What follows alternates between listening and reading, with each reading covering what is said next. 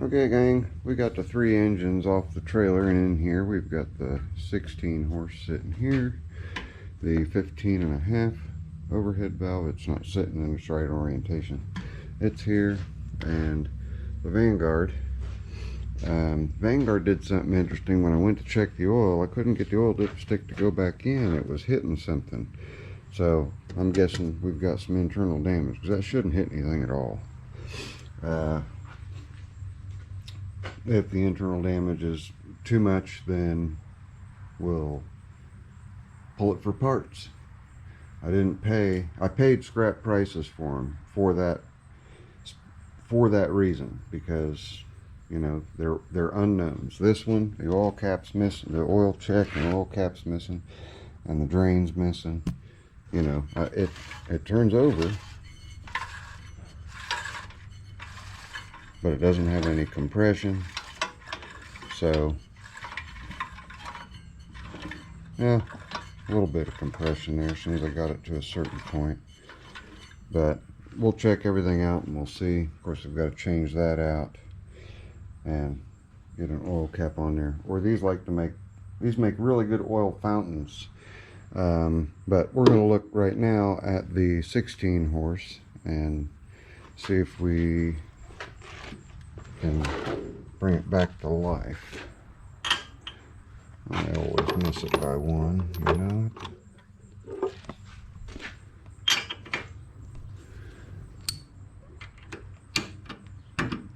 Take a look at the plug. It didn't have, oh, pardon me, it didn't have a starter on it, so I put a starter on.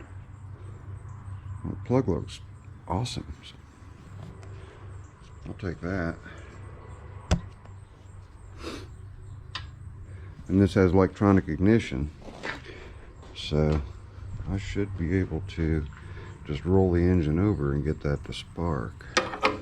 Let's see. I don't have that plug pointing in the direction where I can see it.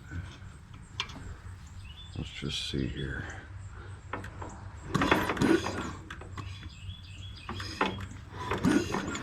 Now, we'll turn it with the starter and see if we've got spark. We'll also check for some compression. We can hear the compression even with the plug out.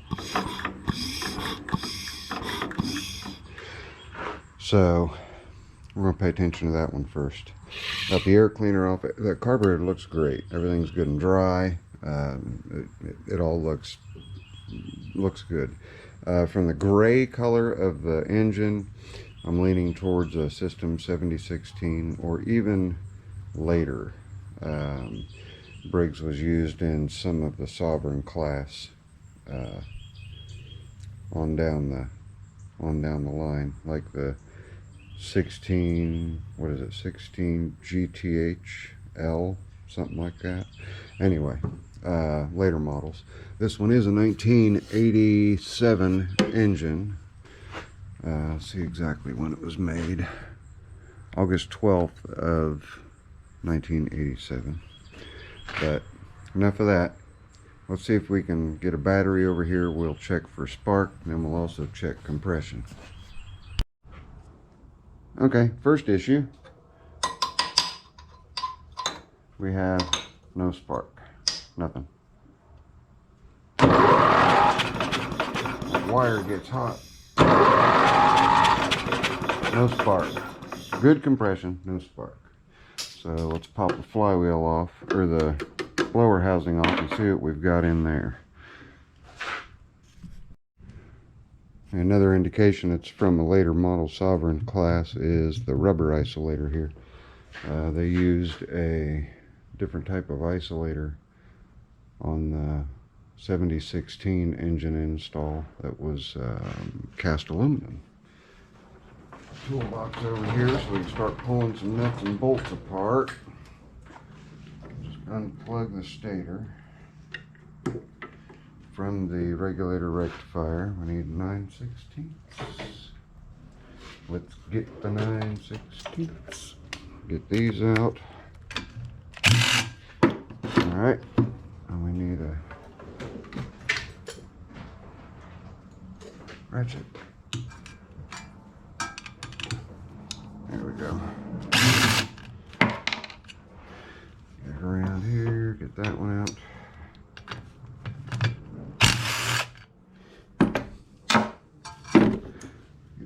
tray. We'll get a decent sized one because we'll have quite a few parts here. If I can get them unstuck from one another. There we go.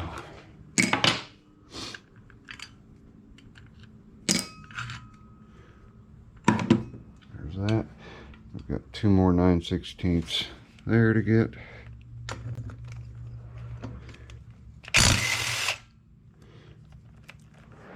Short little guys.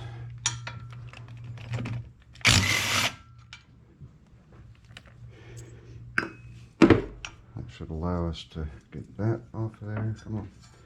Come on off. Play nice.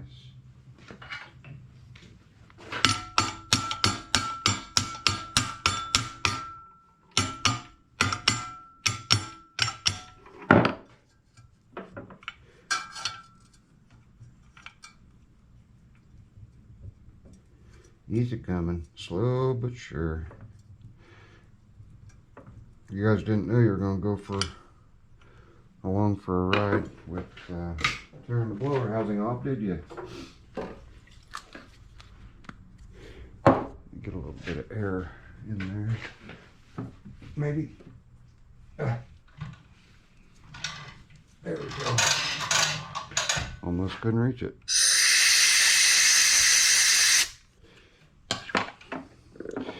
I took my borescope earlier off camera and looked inside the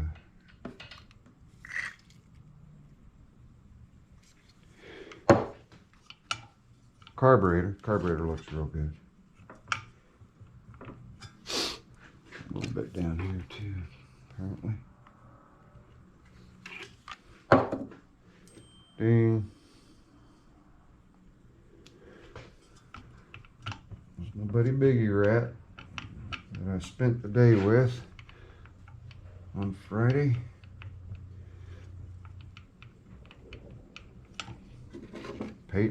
Paint's drying. Let me get it. I'll get everything off. I'm going to just get right to the coil. Hang on. There we go. First thing I always do is I just disconnect the kill. That one wire that's on the back, just take that off. And then I'll try turning it over again and see if I've got spark back. So,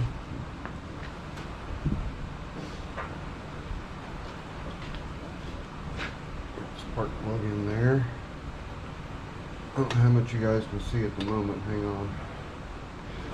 Yeah, you're not seeing the top of the engine. Cable's back on. We'll spin this thing over and see. It does have oil in it, and the oil's nice and clean, so that's a plus. Okay, don't jump off the table on me. Let's see if we've got spark now.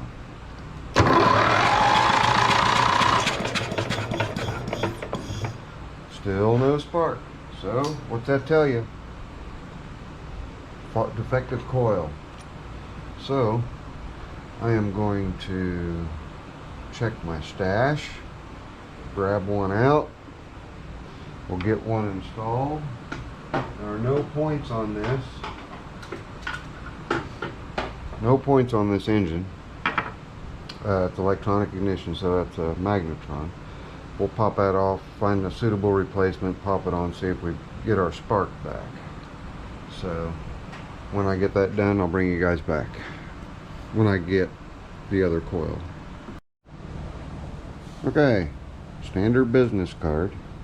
Bring the magnet to the top, stick the business card under the standoffs here. Make sure that the coil is facing the right way. Right here it says this side out. This side out. Okay? Brand spanking new one. Alright?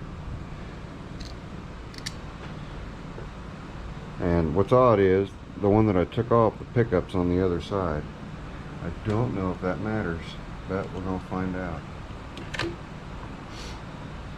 Bring it in, get the screws started just like that. Hand tighten them. They don't need to be any more than hand tight with the right socket.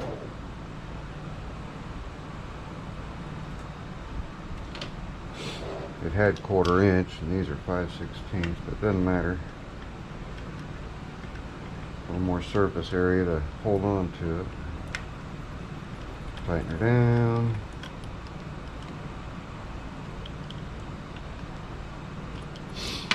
Stick a spark plug on her. And see if we got our spark back. We should.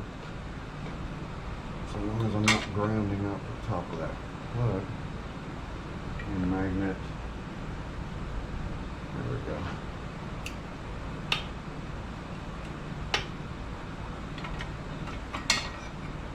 Get you out of the way altogether. You're not wanting to play nice. Quit.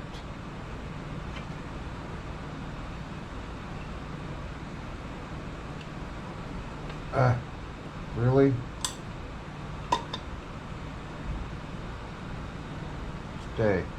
Okay, I'm gonna bring you guys in close to get a good look. We should have spark now, all practical intents and purposes. We ready?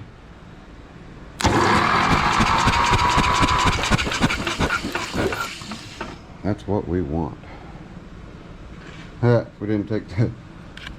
It's getting spark. It's producing spark right through the card.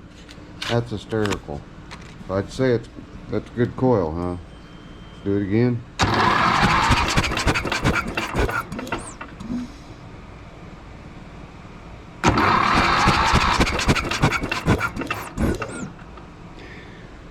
It almost seems like it's sparking on both. Sparking twice. There's one.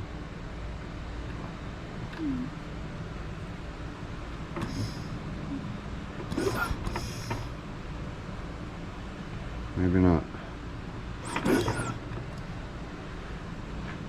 I gotta watch this flywheel when I do this. Gotta watch both.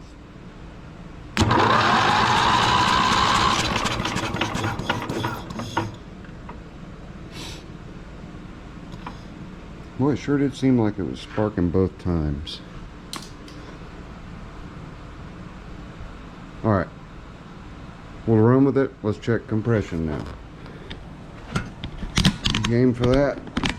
Since we've got that squared away.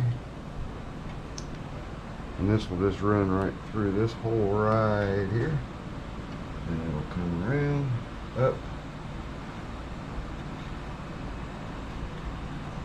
Put our kill wire hooks back up over here. And back. There we go. And you bring you this way, huh? Into the clip. Yep. There we go. And we've got our boot right here. We'll slide our boot on. But I like to leave them off so I can kill it with a screwdriver. Alright, compression.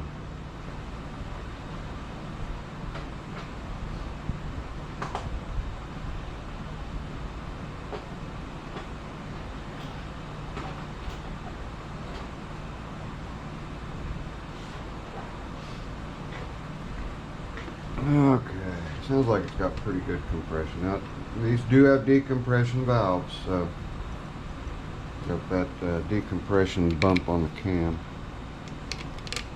So we're looking for anywhere from 90 to 110 with the decompression working. If I get beyond the decompression, then the number may be higher. But let's get you down and out of the way. And I gotta cinch the engine down on at least one of these ears just to keep it from dancing on us. Or dancing too much, right? Ready? Let's see what our compression is. Wow, okay.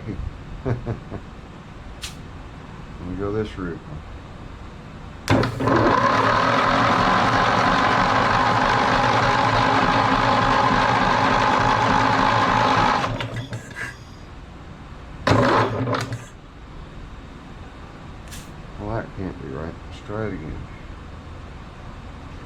getting hot. I really need to rewire that, and I say that every time I use these.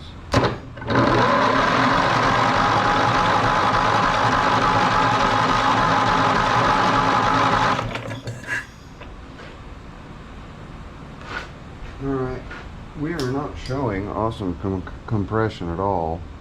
70 pounds. But let's add a little bit of oil down the cylinder and see if our numbers come up. We may have a valve that's not seating properly, or rings that are stuck in the cylinder, in the piston. Could be any number of things, but let's put a little bit of oil in there.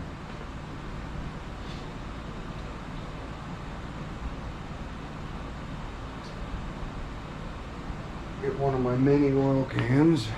Okay, there we go. And run that over a few times.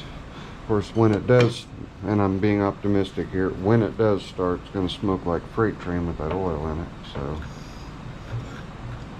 get that oil spread around.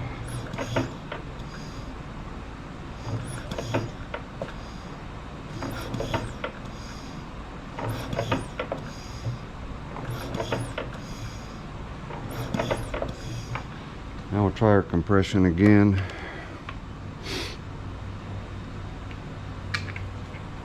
See if our numbers came up. I don't want it to come up any more than like 10 or so psi. Otherwise it could mean bad rings. Let's see what we get. You ready? I need this shop towel again to hold the plug. Here we go.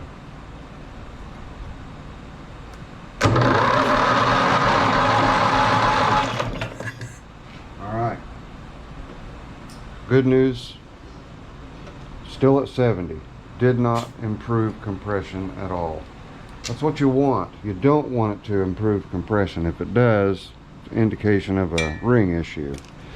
So now I'm gonna squirt a little bit of fuel in it, get a spark plug in it, and see if it'll burp to life. So give me a second to get that set up.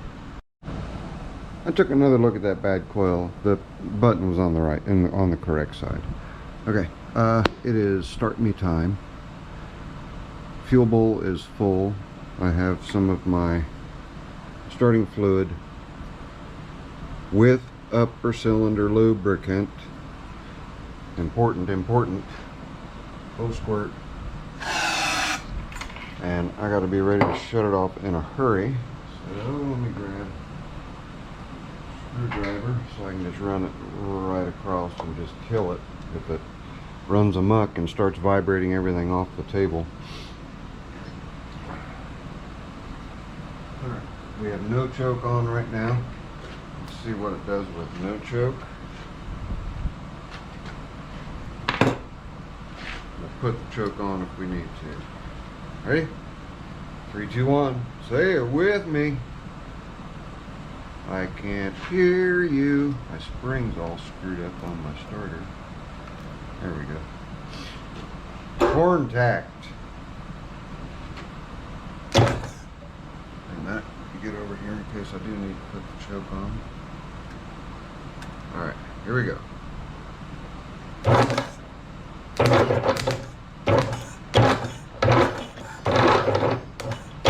Come on, get over the hump.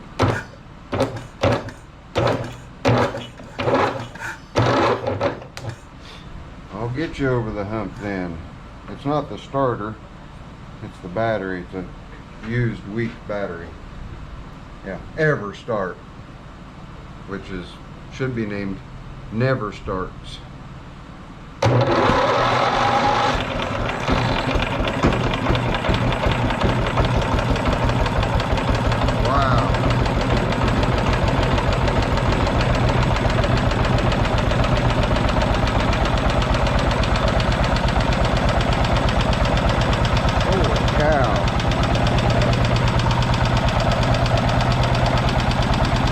There's the oil blowing out. That's incredible.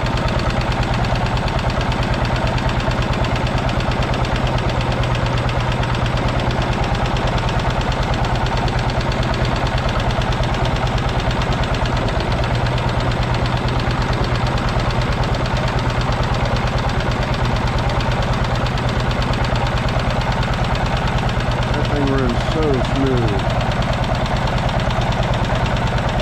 I dig it.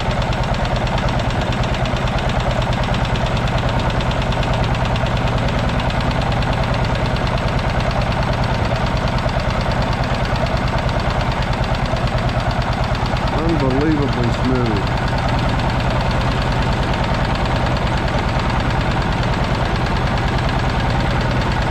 Let me show you everything on the table.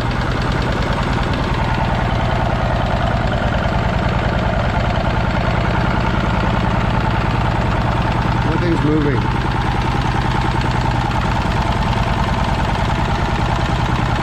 Unreal.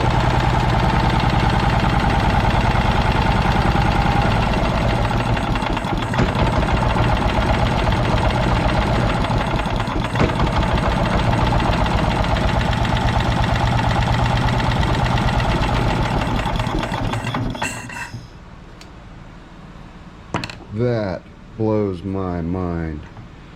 That was a really good buy. Really good buy. Alright. I know exactly where that engine's going.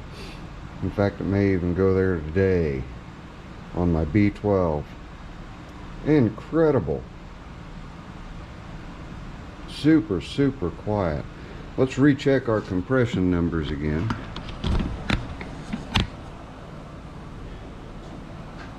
Unreal. I dig that in a big way.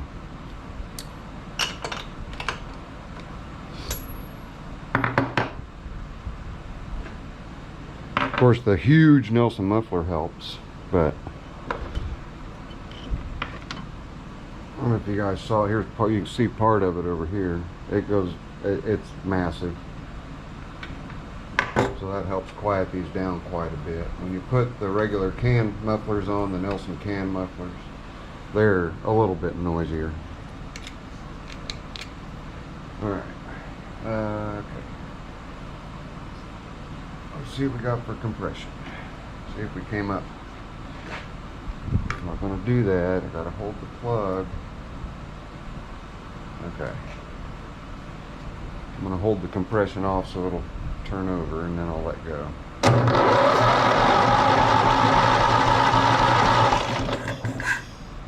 Oh, you know what I'm not doing though? Like a dodo? I'm not opening the throttle all the way up. That may be contributing to the low compression numbers. Yes, it might be. Let me get that throttle opened all the way up.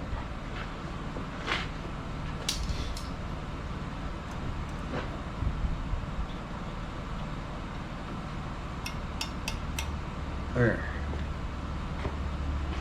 Throttle has to be wide open for good for accurate compression numbers. Duh. Okay, 70. Now let's try it again.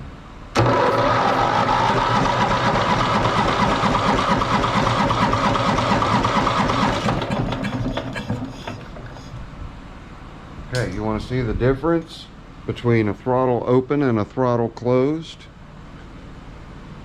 Are you ready? We were all worried about nothing except for Zippo's brain fart.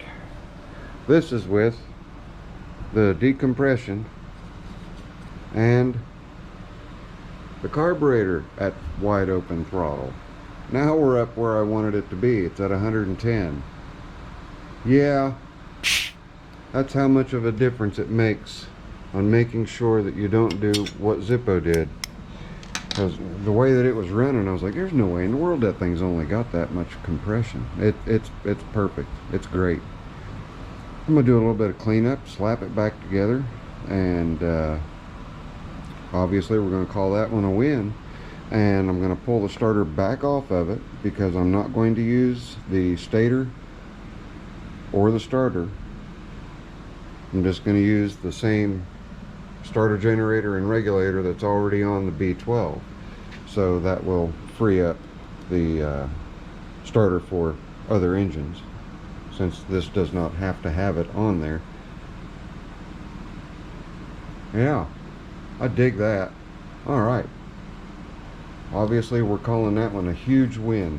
I didn't run through the carburetor settings and all that stuff. I will do that off camera just to make sure the carburetor's in good adjustment, but well, I didn't hesitate. And I did bore scope inside the throat to look, and everything looks really good in there. So all we needed was a coil. That was it. New coil, and off she went. I love it when a plan comes together. Alright, that's it. From the neighborhood Zippo. We'll see you on the next engine. Engine number 2. I am not even going to try. And I'm going to show you why. Hey, crankshaft. Alright.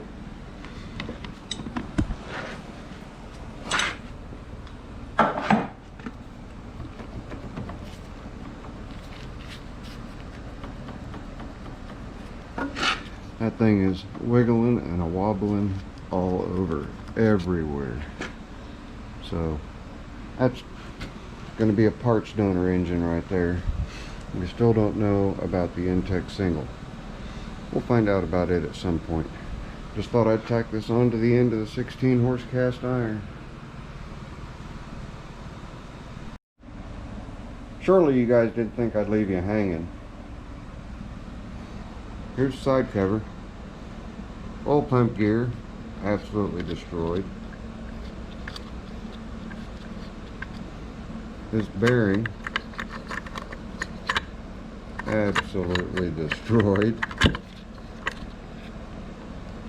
Took the inner race right out of it. What does it look like in here? Well, here's a chunk. Piece of a connecting rod. Here's a chunk. Piece of the gear. Oh, here's some more connecting rod. All kinds of carnage down there. And it looks like it let this cylinder go. This one is still intact. Oddly, it didn't take out any of the push rods or the valves or even the governor, which is really weird. Usually they get so I'm gonna go ahead and pull the cam out, which is also the governor. It's a big governor, huge flyweights on it. There's 4 flyweights. Comes in and it presses against that flap right there, and all that's in good shape. None of that got hurt. Yep, it's in real good shape. Let's go ahead and pull the cam out if we can. Oh, well, we can pull part of the cam out. Yeah, buddy. Well, that's part of the cam, folks and fellers. Wow. This one blew in epic fashion, didn't it? You can see the compression release right there. Little flyweight. When you're cranking it, it's out here like this, and it just bumps up against the exhaust valve, lets that engine turn over a little better. Incredible. Yeah. Well, there we got the rest of it. Cam, unlifters, and push rods. The cam itself, the lobes. Lobes look alright. So when it crashed, I mean, obviously, it wasn't. There went the bearing. Here's a little check valve in there, a little bearing that goes down in there, acts as a check valve for the oil. There's your oil pickup. Anyway, yeah, the lobes look fine. So the heads are probably still good, I'm assuming. And I do not know yet what blew that engine up. But it definitely did. See, we've got one connecting rod still attached there. Oh, there's our cam gear.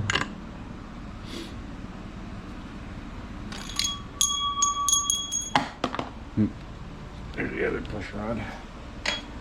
Steel and, wait a minute. They're both aluminum. Ah! How about that? Let's see what we got here. We lost. Oh, I see. Alright, there. Because I knew it had two steels. I'm just picking parts out that are falling out since I took the cam out. Now we need a magnet. I'll get a flashlight in there for you guys here in just a second.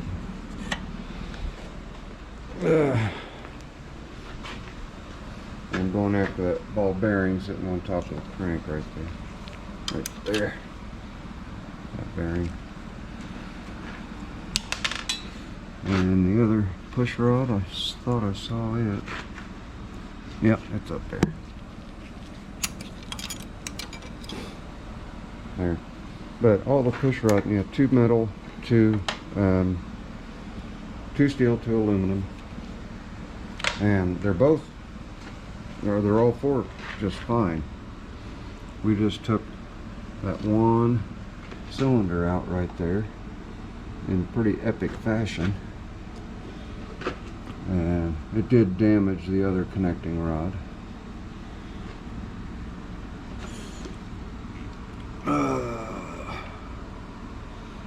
So I don't know what actually killed the engine, but it looks like I'll at least get a good carburetor out of it, two good heads, possibly one good piston. Or, yeah, I doubt that piston's any good. But possibly one good piston over here. Fuel pump, of course. What else? Can't keep a governor. There's no cam attached to it.